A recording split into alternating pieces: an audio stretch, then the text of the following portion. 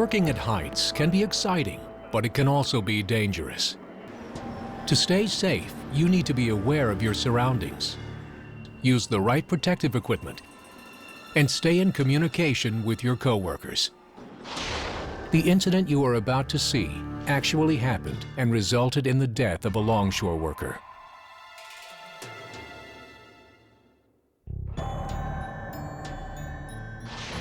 After unlocking a tier of containers to be discharged, a top man walked toward the personnel basket.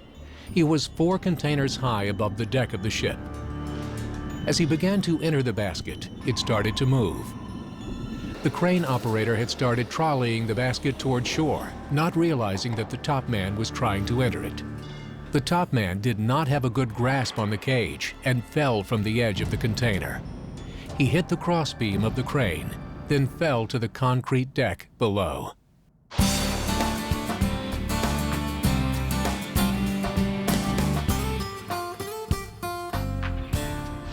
How did this happen? The top man did not make eye contact with the crane operator before he tried to access the personnel basket.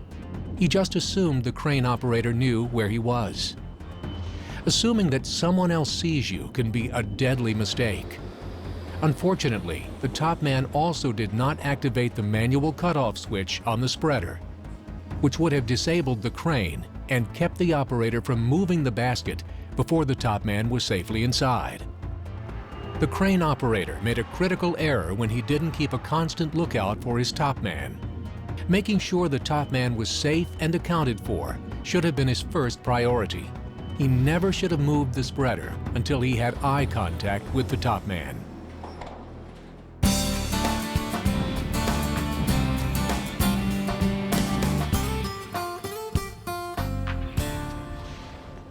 One of the facts of life when working on a terminal is that everyone relies on each other when it comes to preventing injuries.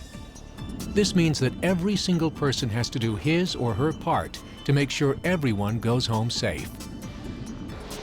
If you are a top man, you should maintain eye contact with the crane operator. Don't assume that he knows where you are. Take measures to prevent falls. Most ports use personnel baskets on the gantry spreaders. However, some ports use cages suspended below the spreader bar.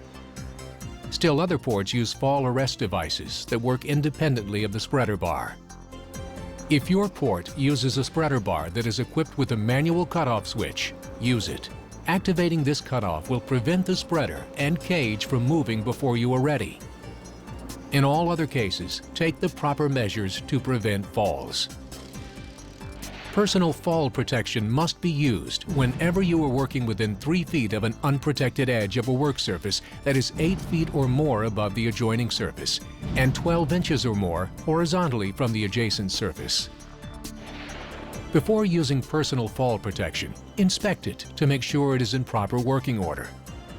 Don't use defective equipment. Even a tiny tear in a lanyard can cause the equipment to fail when you need it most. Keep in mind that there are some situations when working below deck or with general cargo where other protective measures, such as nets, are required. All safety nets should be kept in good condition and should be the right strength to protect workers as intended. When workers are being transported to the ship with the help of a crane, they put their trust in the crane operator. If you operate a crane, take this responsibility very seriously. Keep track of every person you lift to the ship. If you can't see someone, do not move the spreader. Only move the crane when you have eye contact with the top man.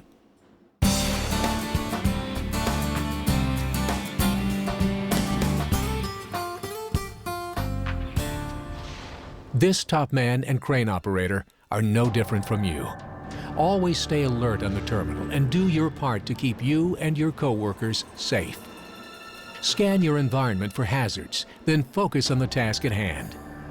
If you are a top man, maintain eye contact with the crane operator and use fall protection when appropriate.